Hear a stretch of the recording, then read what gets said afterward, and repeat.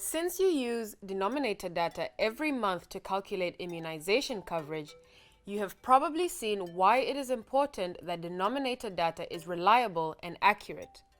What do you do if you suspect that you do not have up-to-date denominator data or target population data?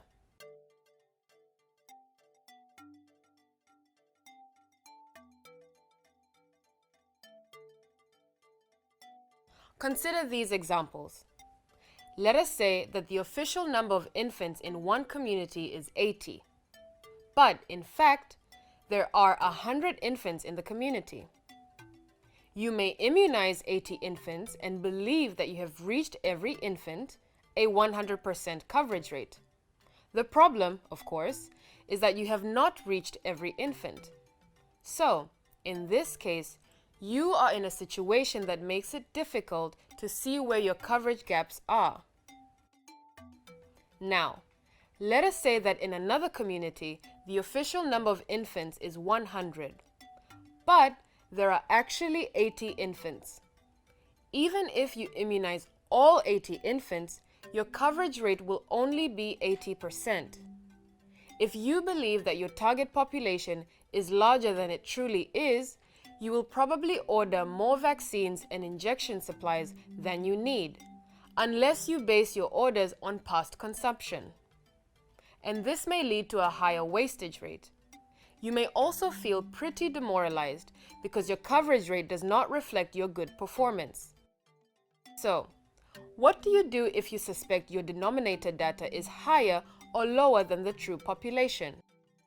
You should always use the official data for your calculations, even if it may be outdated.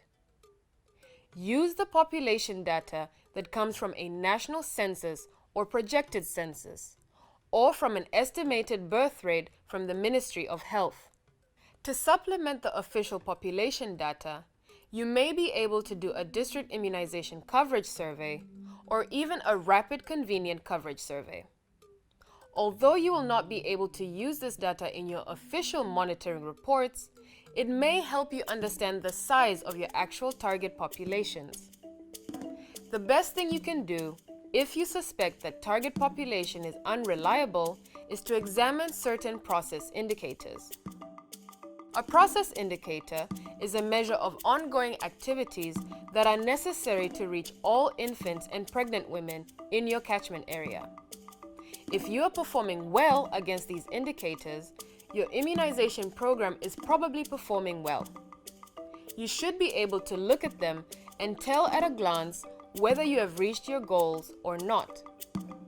For example, here are the types of indicators you can use: number of planned versus completed outreach sessions, number of days the vaccine refrigerator was non-functioning, number of days the refrigerator had temperature alarms, number of days with stockouts of any vaccine, number of days without kerosene.